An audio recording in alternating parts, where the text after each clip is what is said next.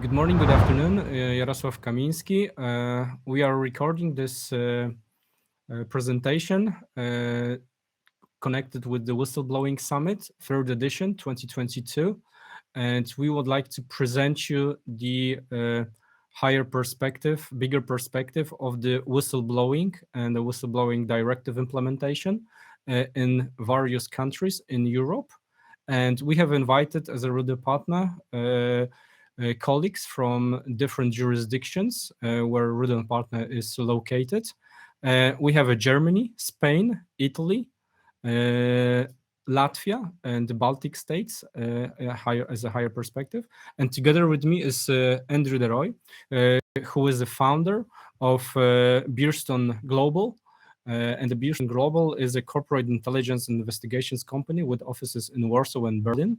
And Beerstone is full spectrum investigative services, from open source data gathering and public record retrieval through to complex multi-jurisdictional assignments where multiple methodologies are combined to provide the clients with unrevealed access to information they need. Hello, Andrew. Hi everyone.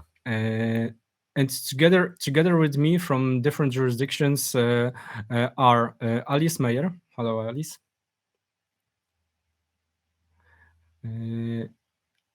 Maria Hilda Schettino.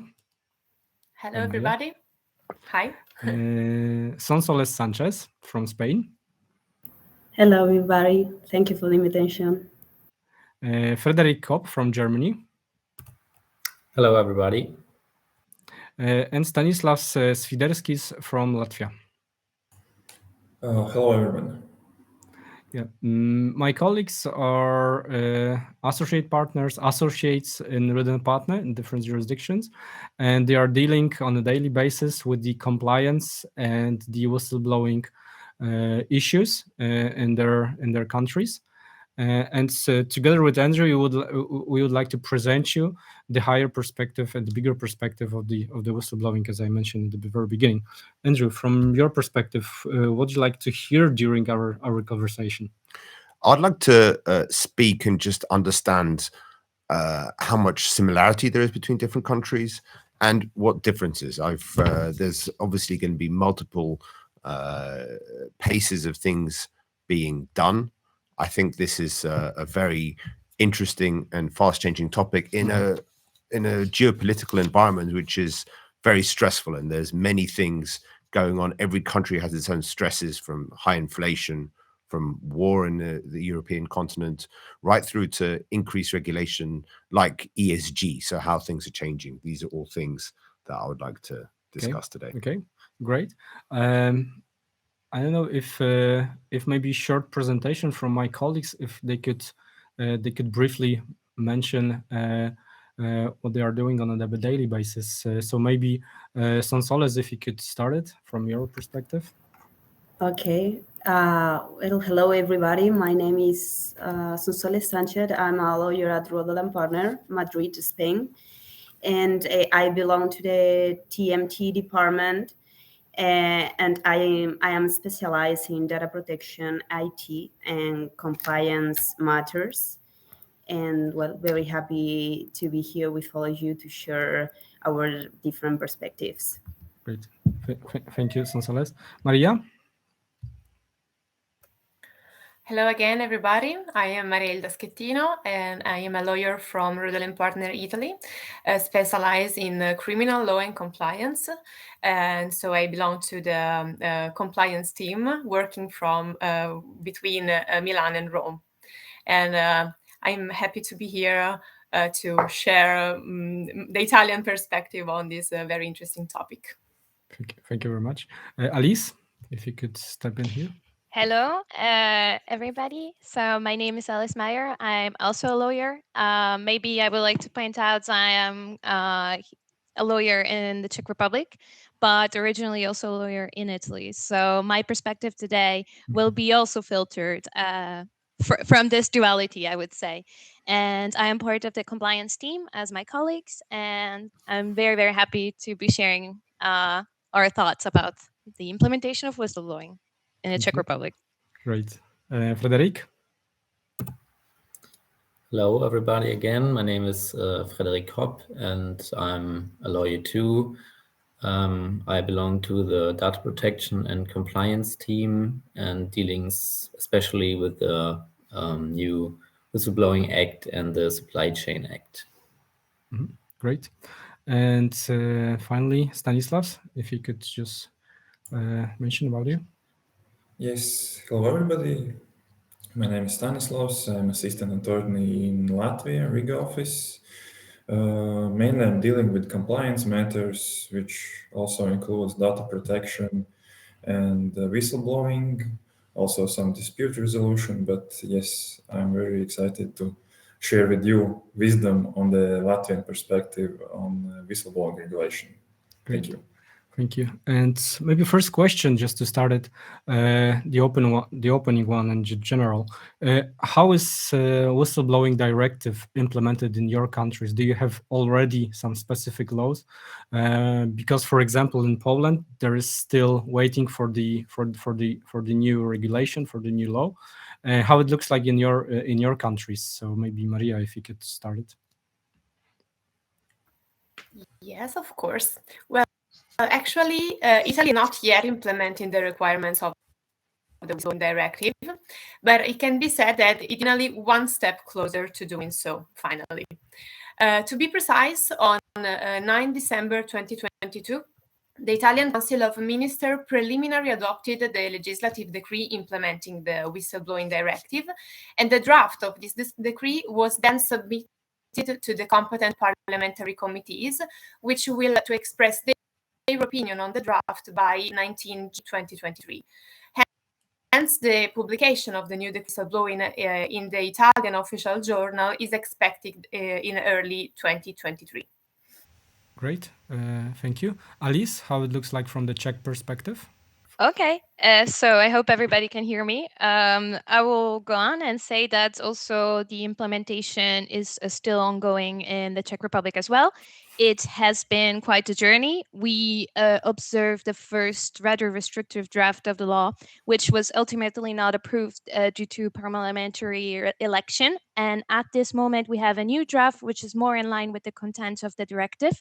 And we're still waiting. At this moment, the legislative process has moved from the government to the Chamber of Deputies, and we have basically the parliamentary review, which is pending. The implementation date is expected to be early July 2023, with a transitional period for small and medium enterprises, so between 50 and 249 employees, within 15th of December 2023.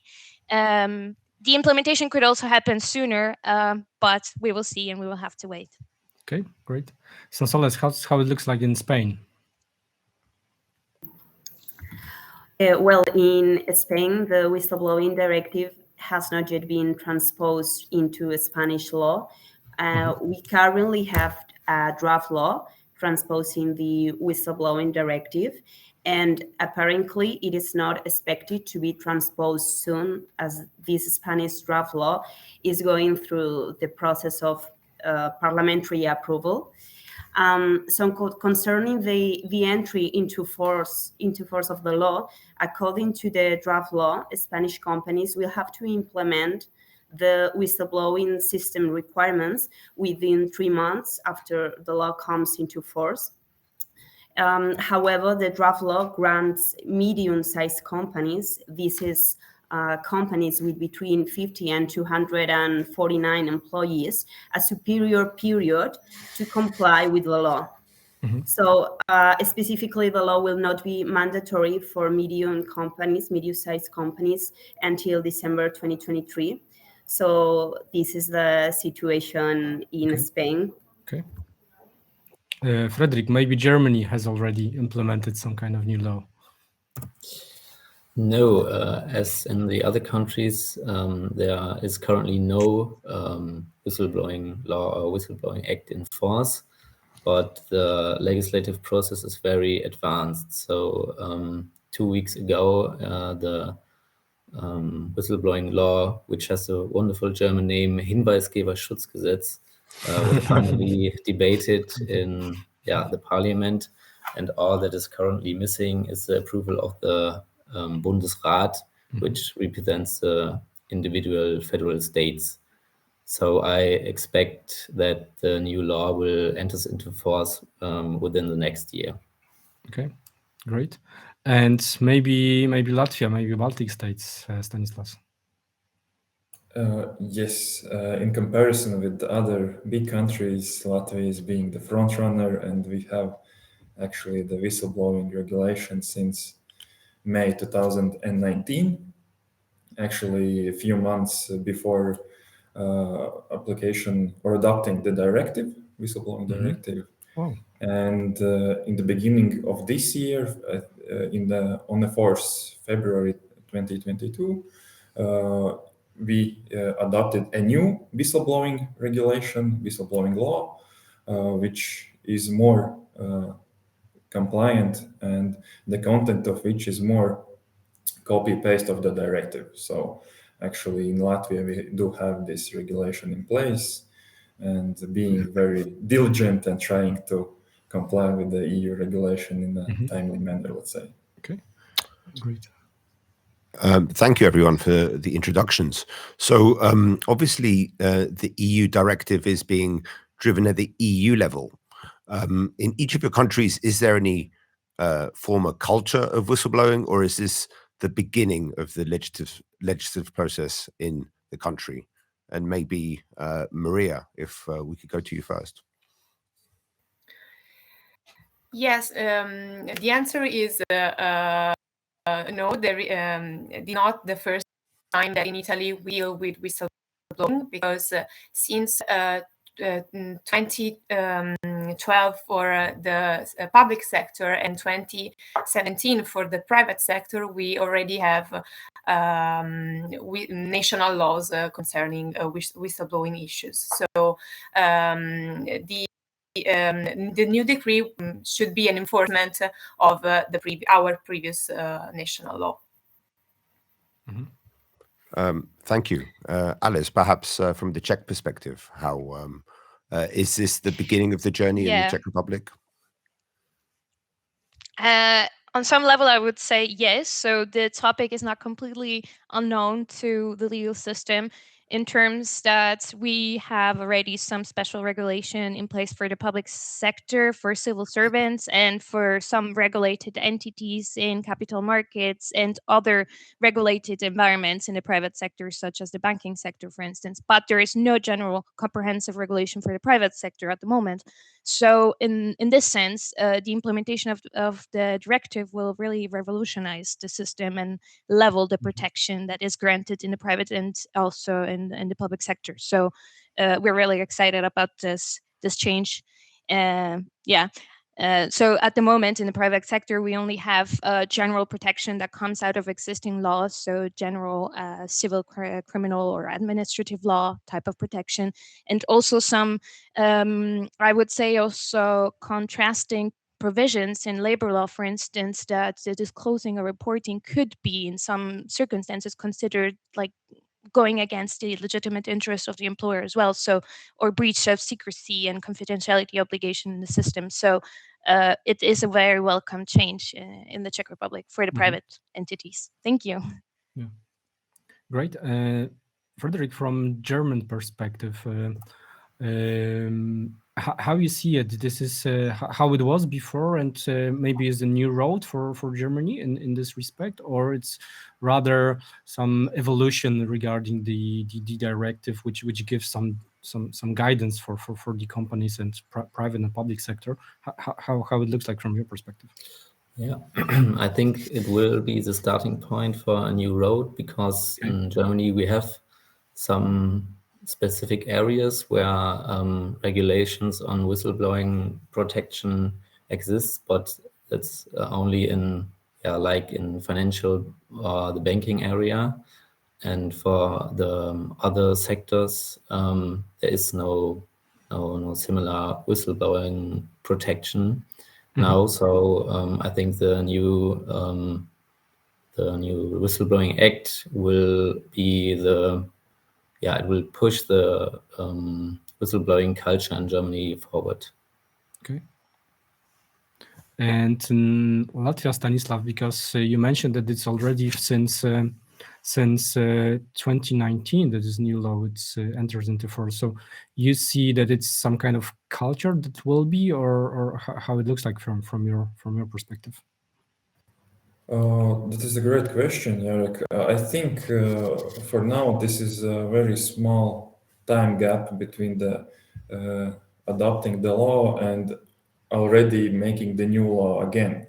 But from the practical perspective, we see that there is a tendency that the whistleblowing regulation is being used. We have a few examples later on in the panel discussion. I will touch them briefly. But yes, as to one harmonized and comprehensive regulation concerning the private sector as well as the state official institutions, then yes, the whistleblowing regulation is let's say, the backbone of blowing the whistle in the right way. Okay. And in Spain, Sonsoles, it's a new one. It's a new approach that will be, you see from your practice? Well, we did not have an integral regulation that comprehensively regulated our channels. However, we have the Spanish Data Protection Regulation from 2018, which already provides for some requirements to design and establish internal reporting channels. Furthermore, the provision to have a whistleblowing channel is not new in Spain, as it's already foreseen in equality laws in the workplace, as well as in the legislation on anti-money laundering. Additionally, the reform of the criminal code in 2010 introduced the criminal liability of legal entities into our legal system. So companies wishing to be exempted from criminal liability must have a whistleblower channel. So yeah, this is the situation in Spain. Okay. And does the directive maybe was implemented more specific in your countries, especially regarding the anonymous channel? How you see in your law projects or drafts of the new law, or in case of Latvia, the new law, maybe mention about it. So in Poland, for example, the anonymous channel was in the very first beginning was quite important, but once we have second, third, and fourth new amendments to new law, this anonymous channel is a secondary rather, and it's rather the promotion of the confidentiality, just to not give more space for the anonymous. So how you see it from your perspective? It's going together with the directive, your regulations, or it's rather some kind of particular? Maybe Sonsoles, if you could mention about it. Yeah, sure. Well, according to the current whistleblowing Spanish draft law, internal reporting channels should allow for the submission and subsequent processing of anonymous reporting. So it is allowed in Spain. In this sense, the consolidation of anonymous reporting channels is already regulated in Spain by the National Data Protection Law of 2018, which allows the anonymous reporting, as well as in the anti-money laundering Spanish law. And well, according with the recitals of our draft law, anonymous whistleblowing channels have helped to establish an essential instrument for companies in Spain, and have been fundamental for receiving serious complaints that employees will otherwise not dare to report for fear of reprisals. Okay, great. Sounds good. And in case of Italy, Maria, how you see it? Well, the draft decree does not currently impose any obligation of implementing anonymous channels. And when it comes to the issues of anonymity, the draft decree merely provides that the protection afforded to the whistleblowers also apply in case of anonymous reporting or anonymous public disclosure, if after, in a second moment, the whistleblower has been identified and suffer retaliation. So for the time being, the draft doesn't mention any anonymous channel, but just extend the protection granted to the whistleblower in case of a subsequent identification of anonymous reporter. Okay. Frederick, in Germany, do you see that kind of space for anonymous channels? Yeah, the German draft law did not provide for anonymous reportings for a very long time, but within the framework of the final changes during the debate at the parliament, the companies have to open their internal reporting channels for anonymous reportings from 2025. And this was a very big surprise for the companies. So now it's an obligation. Why was it such a surprise for the companies? Would you say, Frederick? Because when the legislative process started, there were two main drafts, and those drafts provide especially that the anonymous that the possibility to give anonymous reportings is only on a voluntary basis, and there were no big discussions about to open it for anonymous reportings too. And in the framework of this discussing or the debate in the parliament, it was new for the companies now, and maybe some of them have to change their solutions to implement a whistleblowing system. Okay, and Alice, in Czech Republic, how it looks like? Okay. So in the Czech Republic, we as well do not have a concrete mention and obligation for entities to establish anonymous reporting.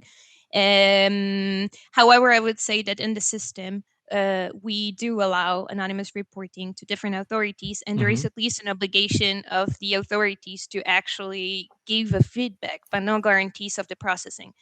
This is as a general consideration. In the first draft of the law, we had some sort of mention of anonymous reporting falling within the definition of notification, which unfortunately in the current version was now striked, so there is no current obligation for the establishment of such channels. However, again, like also Maria mentioned, in Italy we have a similar understanding, so anonymous reports do not have to be processed. However, the protection will kick in as soon as the identity of the notifier will be relieved, so the protection will be activated. This means that in turn, companies will not simply be able to refuse notification and should, on a technical basis, allow such a report, and will be obliged to actually process it in the course of time should the identity come to light. So at least retention for the minimum period of time that is also required under the draft law, which currently is 5 years. So I would say it's a little bit of an ongoing issue. We'll see if it will be changed in the final stage of the parliamentary. Okay, but from your practical perspective, do you see that Yes. it would be great to have it, or for sure. rather Beneficial? Okay. It would be beneficial for sure. Yes, it would definitely be beneficial. And in some cases, the fact that you cannot guarantee, or it's not guaranteed that you can have anonymous reporting, it does have a deterrent effect on the whistleblowing itself. So, yeah, for sure. And Stanislas, in your law, how it looks like already implemented? Our national Latvian law does not provide the possibility to submit whistleblowing reports anonymously, because the one of the preconditions is that the whistleblower is identified whether by a signature or by his name or surname, and therefore this is not expected that it will come to some situation where there will be anonymous applications for which maybe this protection could be granted because we cannot identify the whistleblower himself or herself. But from the practical perspective, we have guidelines which provides that entities, especially state institutions, should follow the whistleblower report, regardless whether it is from the identified or unidentified person, and examine this report for the sufficiency of evidences, maybe to start a case against incriminated person or a company, etc., etc. And therefore, maybe at some point later, as Alice said, there will be some point when this protection will be granted to the whistleblower who will be identified later in the investigation stage. But for this moment, there is no possibility to submit reports anonymously. Mm-hmm. So it's obviously a very interesting question, the one on anonymity. There are obviously very good arguments for anonymity, but there's also good arguments against. Are these perhaps discussions and debates happening within the countries which you know the best? I'll perhaps open the floor to this one if anybody would like to answer.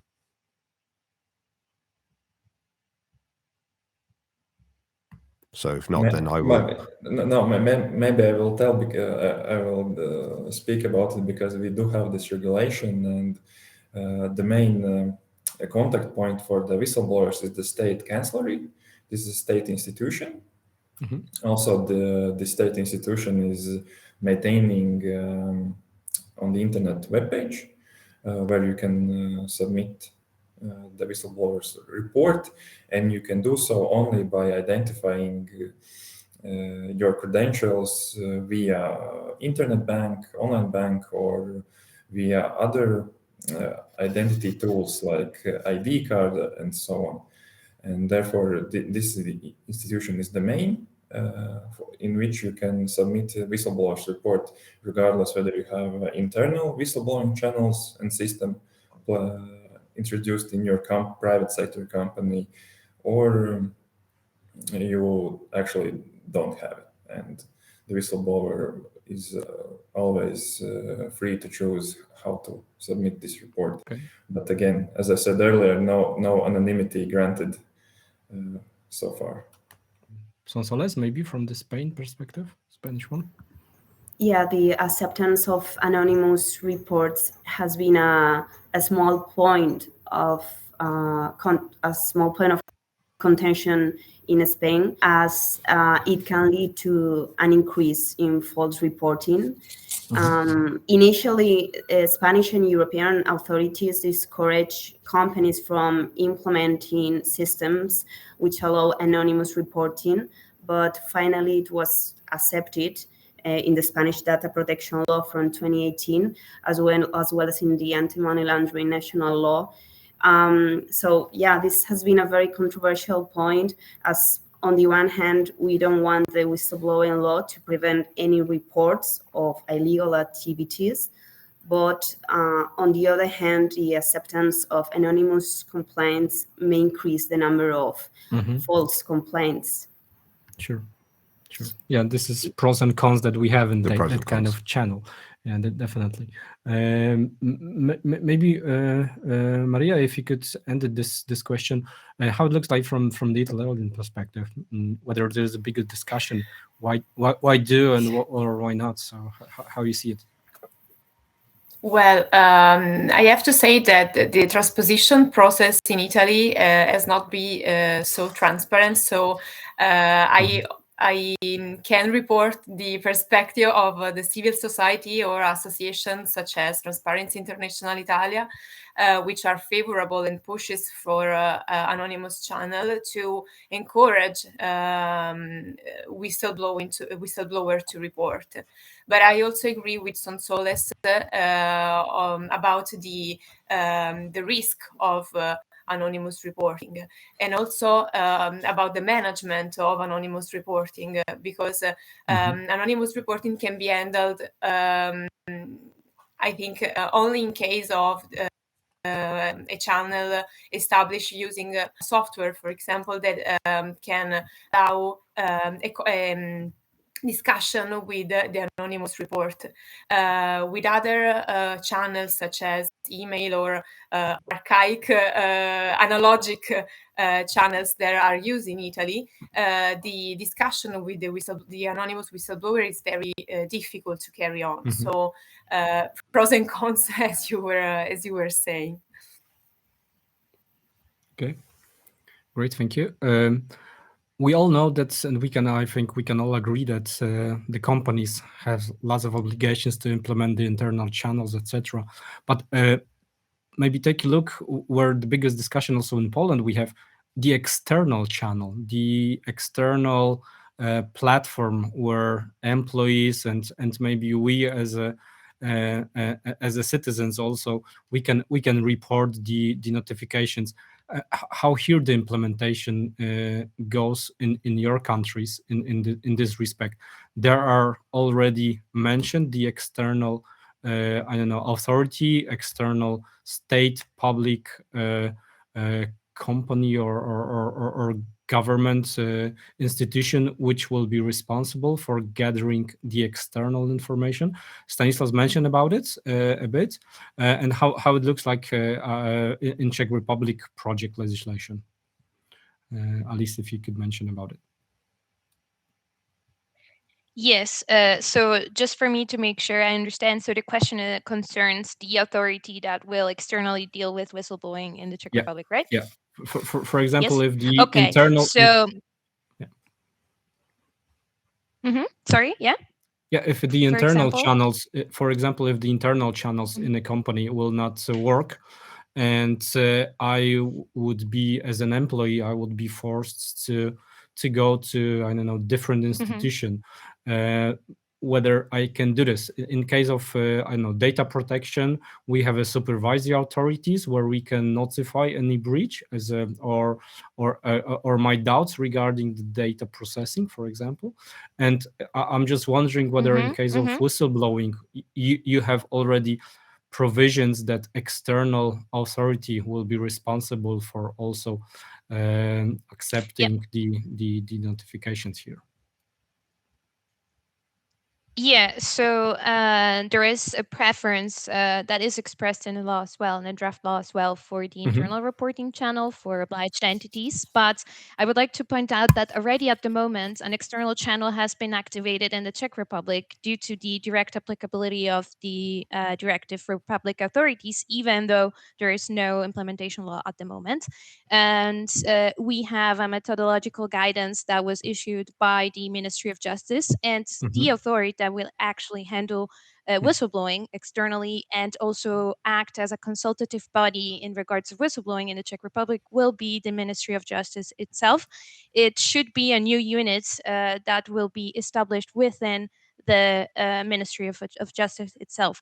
So the reasoning behind deciding to create a new unit within the ministry itself is that the ministry has the competencies that would be necessary to handle with whistleblowing from a cybersecurity, IT security point of view as well, because it has been doing it already. It has, let's say, experiences with handling a large amount of data, so registers, and also it is the competent authority for criminal prosecution in general, for justice, and also conflict of interest. So this is the reasoning, but it has been criticized also by outside NGOs active in the fight against corruption, saying that a better solution would have been to place the authority outside of the administration, or at least in an independent position, such as, for instance, the ombudsman. So I would say that this is a discussion that has been ongoing, but the draft law foresees an internal, basically extra unit of the Ministry of Justice at the moment, which I think makes sense on some level. I can understand. The question will be exactly the training and the budget available for the operation of this. I guess your draft law doesn't mention about the budget, the staff, and all the administrative issues. Well, yes, no, they do an assessment, and they say that especially because of cost, let's say reasoning, they are in fact, for cost effectiveness. And as I said, as the competencies already fall within the Ministry of Justice, that's the reasoning behind choosing to act this way.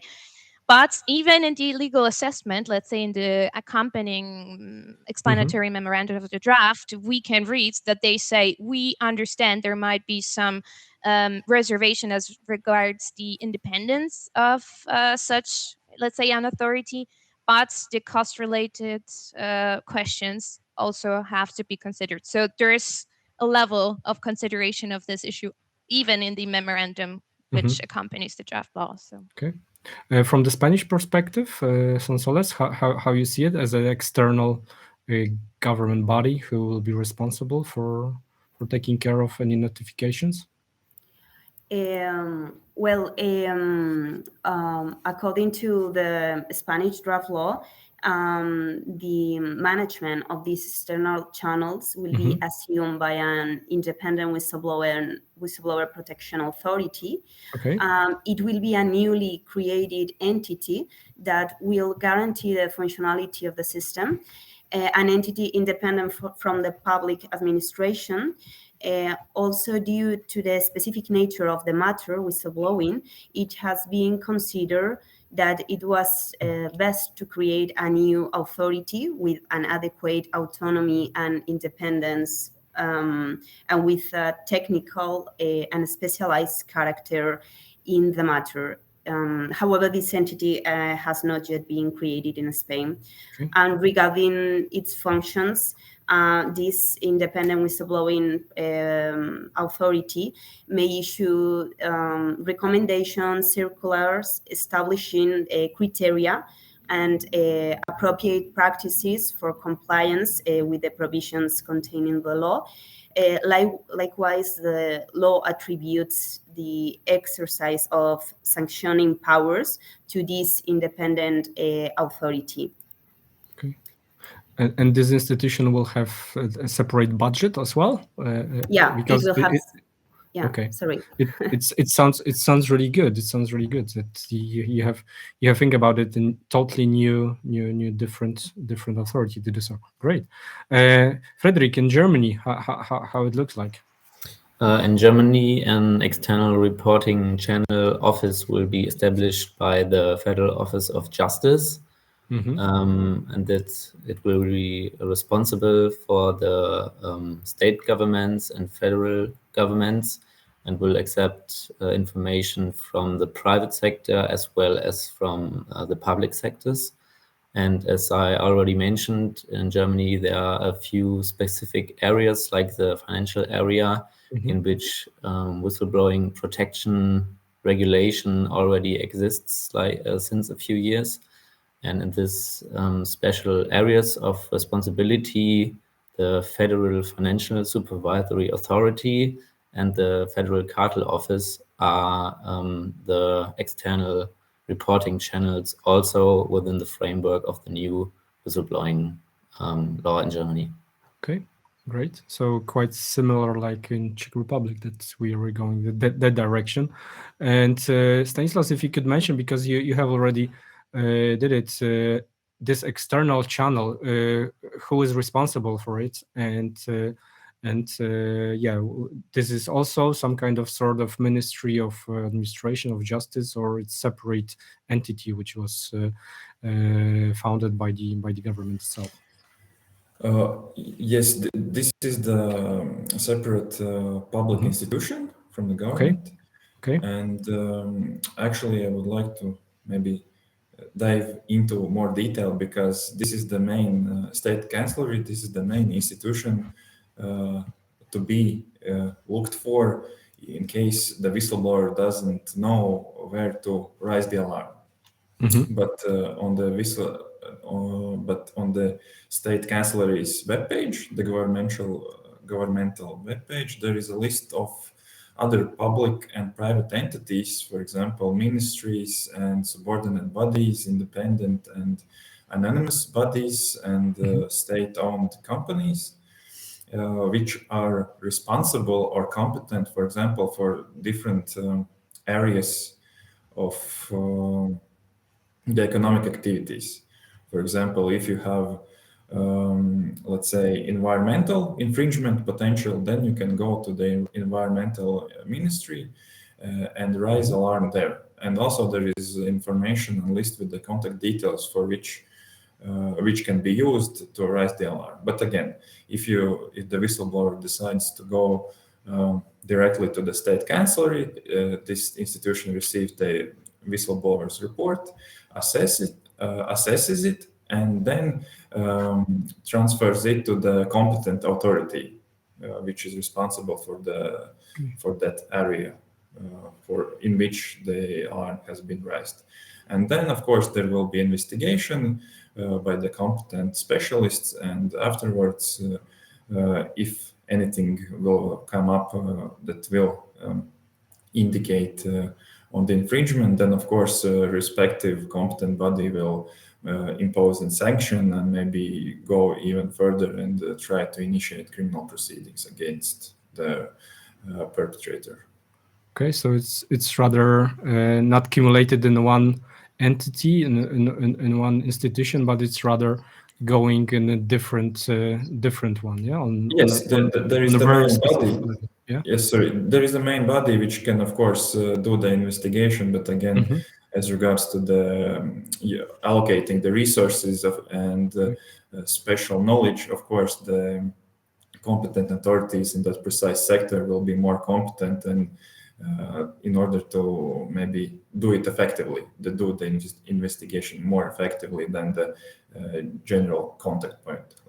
And does your law specify how this institution should treat that kind of notification, that kind of breach report, let's say? I don't know, special body which will be responsible with special powers and on also confidentiality level, just to give a really comfort to the whistleblower. Yes, of course, this is already provided in the law, and the one thing which is the new in the law that in case the state cancellery or other contact point receives the whistleblower's report, the feedback needs to be provided to the whistleblower. Okay. This is the thing which was not introduced earlier, but by giving this feedback, the whistleblower firstly will be notified that his report has been received and there will be or there is still ongoing investigation of this potential alleged infringement. And afterwards, in case of necessity, this whistleblower will be contacted again in case of additional information or maybe just as he is the witness of the infringement and so on. But yeah, the protection is provided by the law, and every institution which is receiving whistleblower's report must comply with all the requirements to protect. Okay.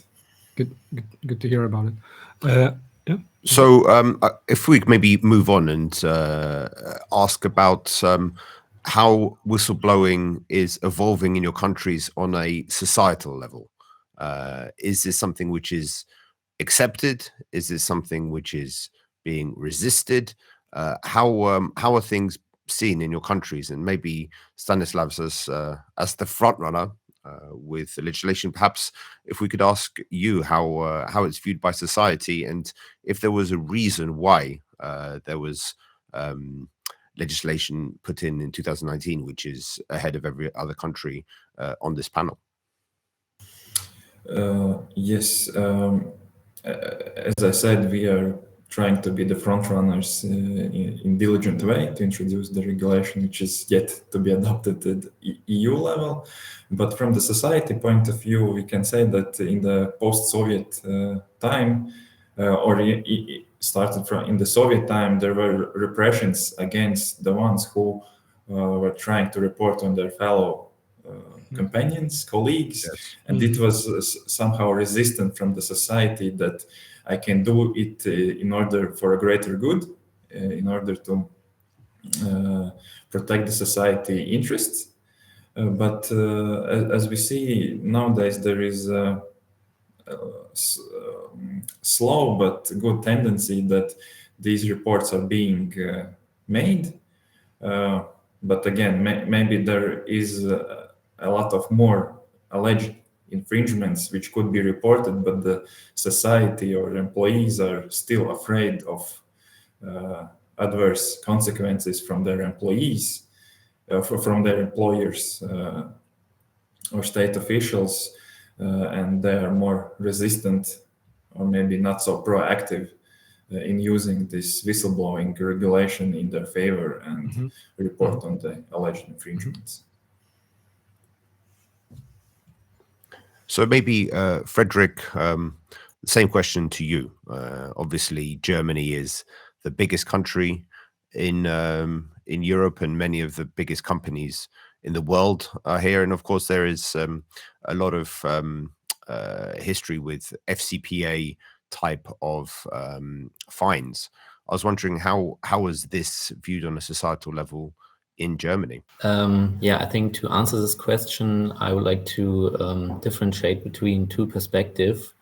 At the part of the companies, I think especially a very high number of small and medium-sized companies in Germany are afraid and criticize the whole whistleblowing development because of the high bureaucratic and time-consuming effort the implementing a whistleblowing system means to them.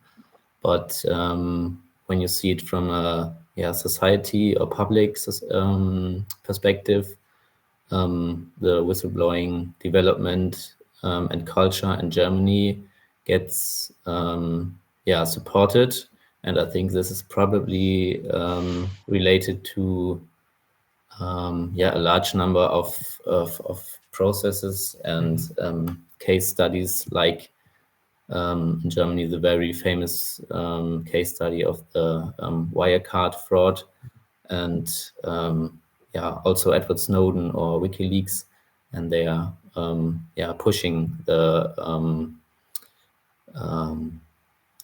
popularity of the whistleblowing topic in Germany. Yes, I guess for our viewers that don't know about this, the WikiLeaks and Edward Snowden situation showed that the American authorities were tapping the phone of Angela Merkel, which was a huge case. And Edward Snowden, is he viewed as a patriot, a traitor, a whistleblower? You can make strong cases for all of these, but it was a fascinating moment in this whole conversation. And Wirecard, Frederick, perhaps we'll return to this, because this is, I guess, one of the most interesting case studies in Europe. But perhaps, Alice, if we could ask you how, in the multiple jurisdictions where you're an expert, how is the culture been evolving?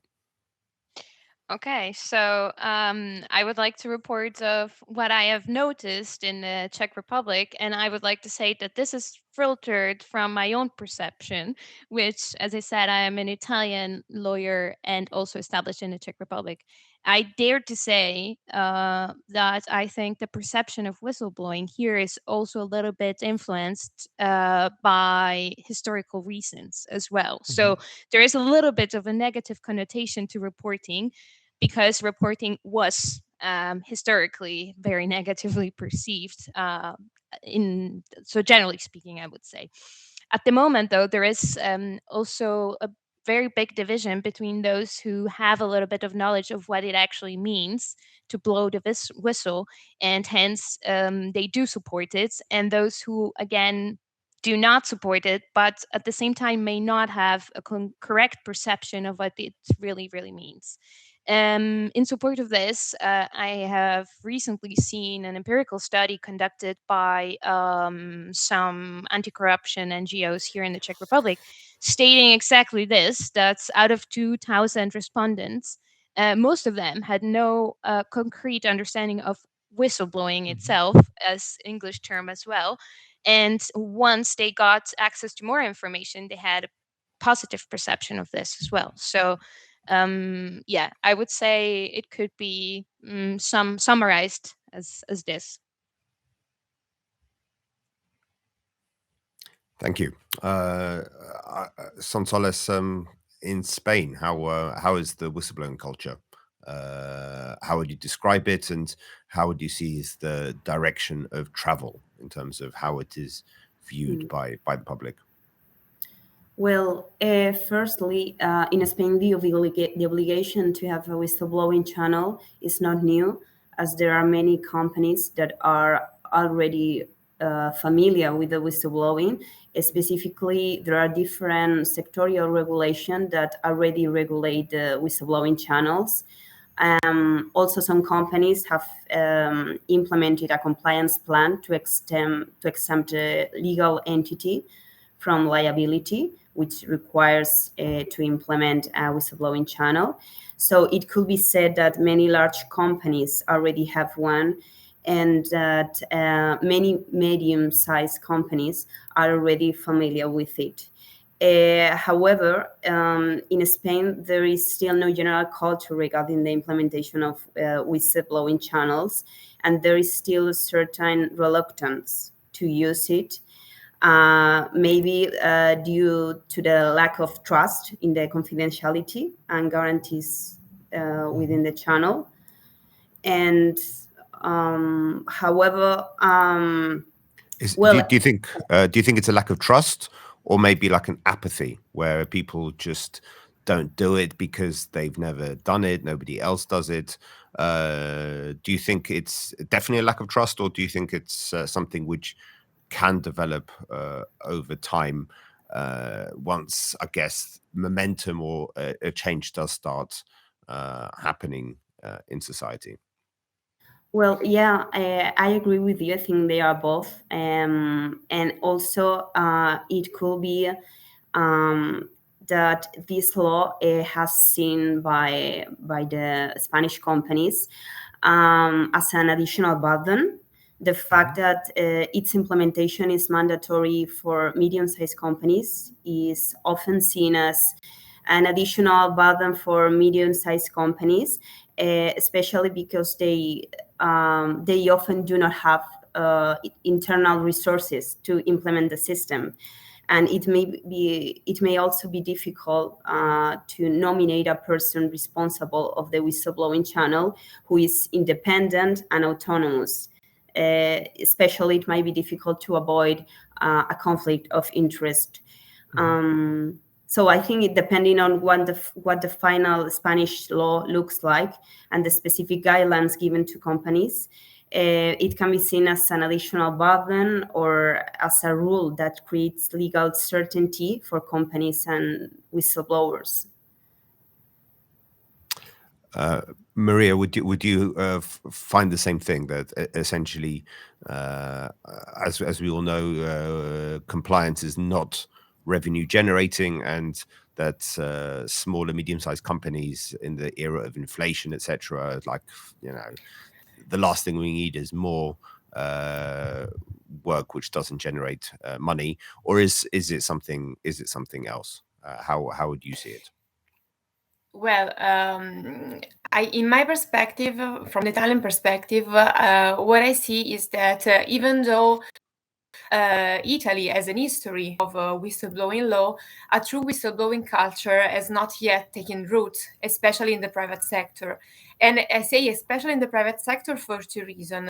The first reason is that only those companies who have adopted compliance programs are obliged to implement internal whistleblowing channel and grant protection to their employee.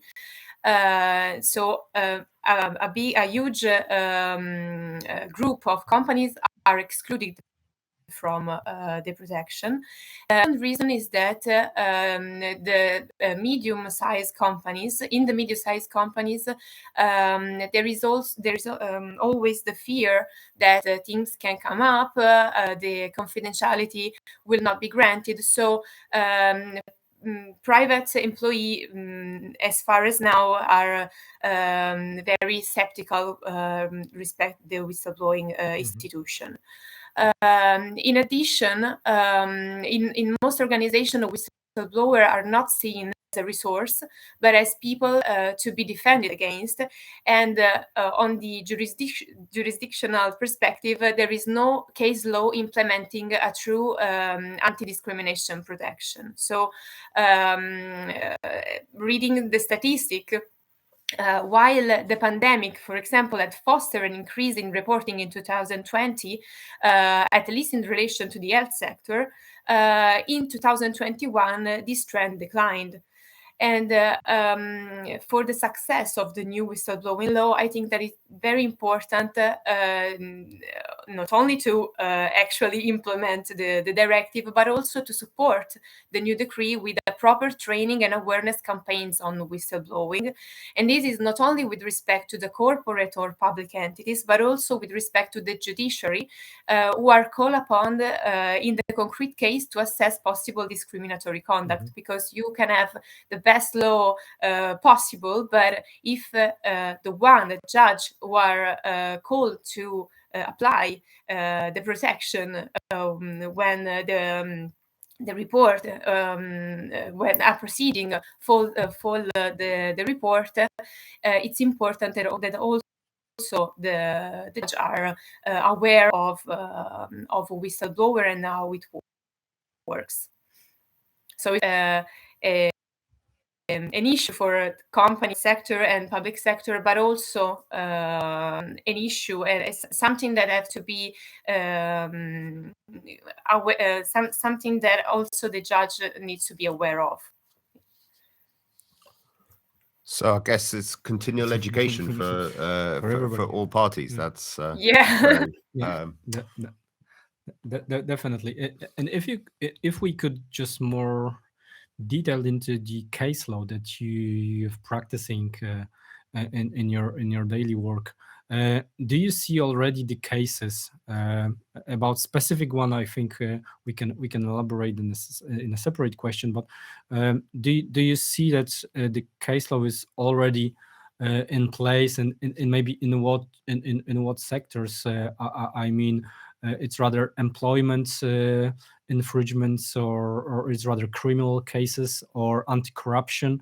How you can see it from your perspective, dealing with the private sector, mainly with the private sector.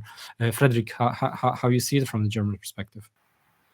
Since whistleblowers have had only a little protection in Germany in most companies or most areas, except from the specific areas I already mentioned, and maybe because of anonymous reportings has generally not been possible. From my perspective or from our perspective in Germany, there have been only a smaller number of such whistleblowing reports. In some cases, we have also experienced that false reports was making to damage the company against which legal actions were successfully made.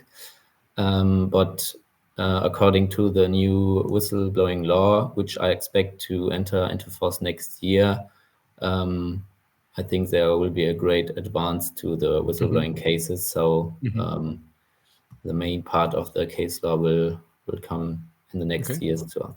From your perspective, do you see this is going to be rather employment one, or it's rather be corruptional, or how you see it from as you can assess it? I believe that in our team we mostly concerned with employee reportings. Okay, so mobbing, etc. Okay, see your point. Sonsoles, how it looks like from your perspective in Spain? Well, we have several cases in the Spanish courts in which it has been recognized the nullity of dismissals based on the employee's report on breaches. This is the Spanish judicial system considers dismissals for having acted as a whistleblower to be null or unjustified and protects the employee against possible retaliation. And well, regarding the anti-corruption that you mentioned, we have two well-known cases in Spain. There are, these two cases of political corruption in which the whistleblower was dismissed in retaliation for having denounced an illicit act and whose dismissal was considered null by the courts with the obligation of readmission and payment of compensation. So, well, therefore, although there is already a case law protection for whistleblowers, this new whistleblowing law serves to provide comprehensive protection for whistleblowers in Spain. Okay, so despite the fact there is no regulation, still the judges rules in favor of the whistleblowers. It sounds good. Alice, in Czech Republic, how you see it? Okay, so in the Czech Republic, the situation is the following. So we do not have a comprehensive protection. So we would say we have cases that regard more the public sector, so more corruption and with regard of political figures as well. And we have an activity detected by Transparency International Czech Republic, where there are investigations that are being started based upon whistleblowing, but anonymous reporting, basically. And this has been followed through and led in several cases to actual conviction or investigation by the public authorities. So I would say this is a part of it. And then we have some, let's say, couple of cases well known as well in regards to more private sector as well.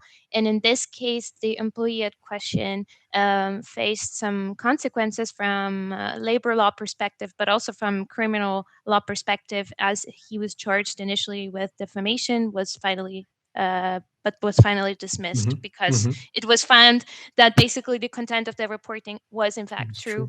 And yes, so but I would say it's a limited amount of cases in this regard. In our, let's say, daily practice, we are rather, since we do mostly consult the private sector and there is in the moment no general protection, we do tendentially advise private companies that already have a system in place on how to better design the system, that the confidentiality is actually taken care of on the one hand, and we are actually noticing a little bit of discrepancies in case of group companies. So basically trying to make our clients understand that one solution and one size does not fit all. So basically what the mother company implements, especially when we are talking about international active companies, not necessarily will work for national legislation as well. And I think this aspect will be very important as soon as we have our implementation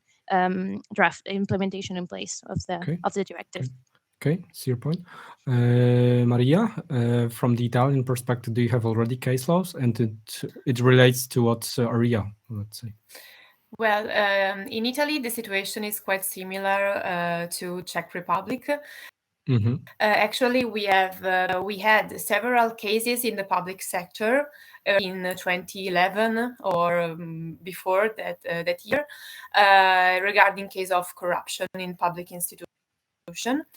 Some cases there are also in the private sector, or better in the state-owned companies, such as companies of the transportation service, Italian transportation service, in which a whistleblower who was, I guess, the auditor, report a case of malpractice in the management of the company money by the president of the company, or another case of the head of compliance of a company belonging to a bank group who reported a case also of corruption in the awarding of a public contract. Most recently, but the proceeding is still ongoing, I recall the case of an expert of the Venice office of the World Health Organization, who in the pandemic period denounced the not suitability of the Italian pandemic plan. And for this reason, he was forced to resign. So our cases imply always, or better often, retaliation act against the whistleblower, but also criminal proceedings who have often led to the conviction of the person concerned. But it's a very long process. And what I see is that the whistleblower in the first place didn't receive appropriate protection for what they report. Okay. So. Okay, and Stanislas, from your perspective, you have already 3 years of new regulations, so maybe some case laws are already in place. Yes, actually, we do have some case law on the subject matter regarding the whistleblowing regulation. And I would say the most fundamental one is that the Supreme Court of Latvia stated that no person has a subjective right to request that any infringement reported as the whistleblower be prosecuted, or requested that this person should be liable for this alleged infringement. And also, the whistleblowing law does not provide for a procedure of challenging or appealing in case the person's application is not being recognized as the whistleblower's report, but an application which does consist information on any, for example, on some criminal, potential criminal infringement, but still this is not a whistleblower's report, and then this application is treated as a normal application on basis of which the criminal proceedings can be initiated, but still the whistleblower himself or herself does not have the right to appeal this or challenge this decision, whether or not this he provided information should be treated as the whistleblower's report or not. And therefore, again, this goes further with the protection. So this is one of the fundamental case law. And also there are other cases, for example, when the COVID came and other pandemic, then of course there were case laws against the medical personnel who were issuing fake certificates, not injecting the vaccines. So this was also alerted by personnel, fellow colleagues of this in that medical institution. And again, and in this case, this was one of the best examples how the whistleblowing procedure actually works in the medical institutions. So. Okay. Yep. Andrew, from your perspective, from frauds and corruption, how you see it, the biggest frauds? Yes. So in terms of the world which we're talking about here of whistleblowers, of course, the country perspective is very interesting, but we also need to look at the international, multi-jurisdictional perspective of things. You look at some of the really biggest scandals of recent years, the famous ones, like the current one, FTX, which is of course quite ongoing and high profile, but the one which was already mentioned, Wirecard, which is a German company, which was a kind of European internet darling with a market capitalization of over $20 billion at one point. And Wirecard was even looking to buy the old venerable institution of Deutsche Bank. Yet there were multiple whistleblower attempts, which not only failed, but they resulted in the people doing the whistleblowing, which were put under serious danger. They were put under surveillance, and in many cases, it showed a lot of the reasons why people wouldn't want to be whistleblowers.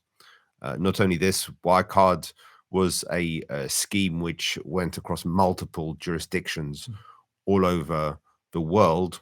And one of the reasons it was so hard to uncover was the complexity of how things worked in many different countries. This, dear listeners, is very well documented in a great book by Dan McCrum, who is actually the whistleblower. So if I maybe can put that to the floor, and maybe Frederick, ask you as the German on the panel who maybe is the most kind of up to date with the situation at Wirecard, which I also understand is currently in court. What are the thoughts on this? And I know this is a multi-pronged question. What are the lessons learned? How do things look in terms of the multi-jurisdictional perspective? And how would you say things look in terms of protecting whistleblowers? This whistleblower, Dan McCrum, worked at the Financial Times, which put huge resources behind him. But even then, it was difficult for a company like the Financial Times to protect the whistleblower against a company which had huge resources to throw back at the whistleblower. So any thoughts from you on the kind of wider perspective of how of the lessons learned? I think on the to the function of whistleblowers in such cases like Wirecard, on the one hand, their revelations make some abuses visible in the first place, like Dan McCrum, or in the Wirecard case, it was also the in-house counsel Pav Gill, which worked in at the Wirecard company in Singapore, I think. That's right, and yes. However, the function is, especially in such complex systems like Wirecard, much more important in order to obtain the internal information from the respective organizations or companies, without which and investigations like this or processing would not be possible. And although various journalists like Dan McCrum was also a journalist, are very high participated in the investigations, internal whistleblowers like Pav Gill are maybe not more important, but also very important to get these insights. Thank you. Alice, would you have any thoughts on some of these matters of multi-jurisdictional whistleblowing and the protection of people in the more high-profile cases?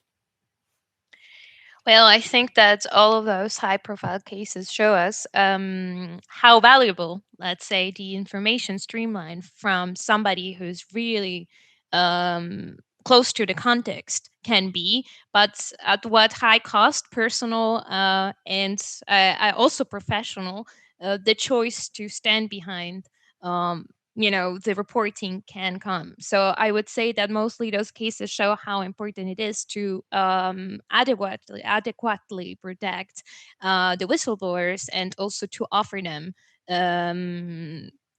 the support that they need, not only from, let's say, a financial point of view, but also to give them psychological support, I would say, in situations like this. I would say that this would be my understanding. Also, the Theranos case that has been obviously one of the high-profile cases has shown us exactly this. In the Czech Republic, we have not had so far something that would, let's say, be as well known. At the same time, I think that especially the protection and appropriate support of the whistleblowers is necessary to uncover. Thank you. Maria, I guess same question to you from an Italian perspective in terms of protection and encouragement of whistleblowers in high-profile situations. Well, I totally agree with Alice. I also think that high-profile to us, how important is whistleblowing and how this tool is very necessary for exposing fraud, but also that there is still much work to be done to ensure immediate protection for whistleblower, because in these cases, the whistleblower were subject to retaliatory act proceedings, criminal proceedings also, and in addition to the psychological support, I guess there also the access to legal aid. It's very important to be granted to whistleblowers. So it's very important to act in protection of whistleblower immediately, even before they decide to come up with the report. Thank you very much. So, Sonsoles, moving on to you, if I could ask again a question which is something which breeds controversy, which is the question of remuneration for whistleblowers. We seem to be in agreement that this is they provide a very important function, and sometimes something which has risk and negative consequences. Either from a legal perspective or from a societal perspective. Do you have any thoughts on this matter? The current draft law does not introduce incentives or rewards for whistleblowers. But as you said, remuneration has some advantages and disadvantages. The advantages, could be that the whistleblower rewards could help to compensate the financial burden, taking into account that the whistleblower can suffer personally and professionally if they choose to speak out. For example, they can lose their jobs or suffer from any kind of retaliation. So they may have to spend money, for example, in contracting an attorney who defends him or her. Regarding the disadvantages of the remuneration, rewards could displace the intrinsic moral motivation of whistleblowers. Whistleblowers should report moved by a sense of civic duty, not because they want to benefit from it. No, so in case a reward program exists, the cost could outweigh the benefits to the company too. So, I think it's a controversial matter. Yes, it for sure is. So, Stanislavs, I guess as the front runner, is there any discussion of this in Latvia? Actually, right now there is no reward granted to the whistleblowers, and actually it is unlikely to be one introduced in the near future, because what we have here, that the reasoning is that doing the right and morally right thing to do, report on alleged infringement, this should not be rewarded by any financial reward. But again, if we think from the other perspective, that the society, of course, gains that any infringement and high-profile cases are being discovered and any frauds are being prevented, that's okay. But from the other point of view, there could be that the reasoning that, of course, reporting is not helping to pay the utility bills or buy other things which is needed for the whistleblower. But this is ongoing discussion, to say at least.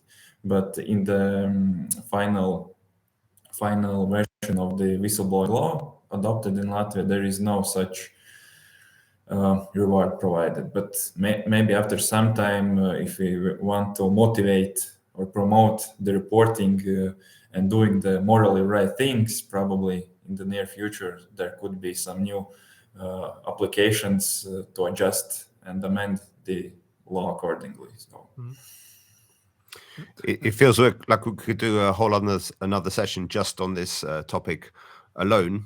But perhaps a final question, Frederick, if I could go to you on the topic of ESG. So this is a big trend in society as well, where money isn't the only motivating factor.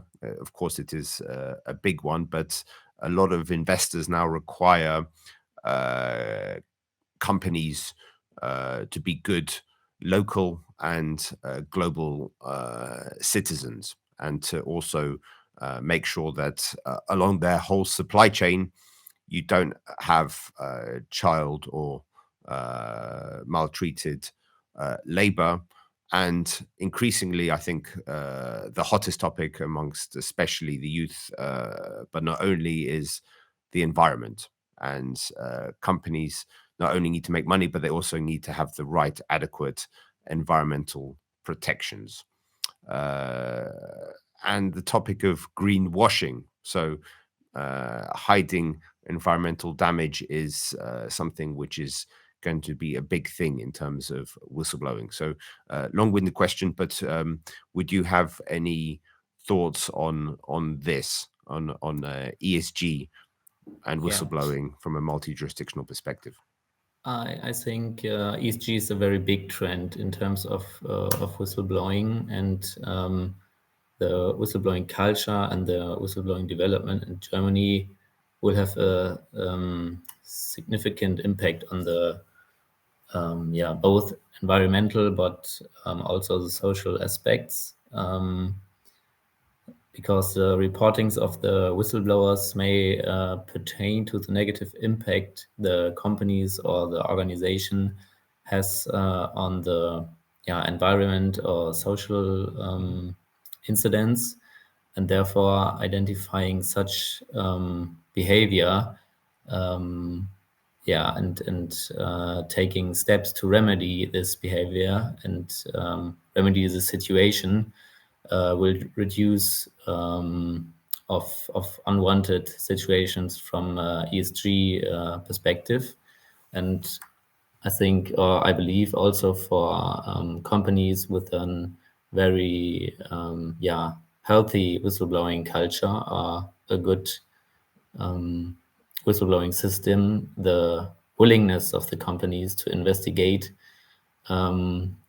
these reports of abuses can show that the company's ethical culture is really truly taken, and therefore it reflects the level of the ESG system or the ESG policy or standards which are implemented.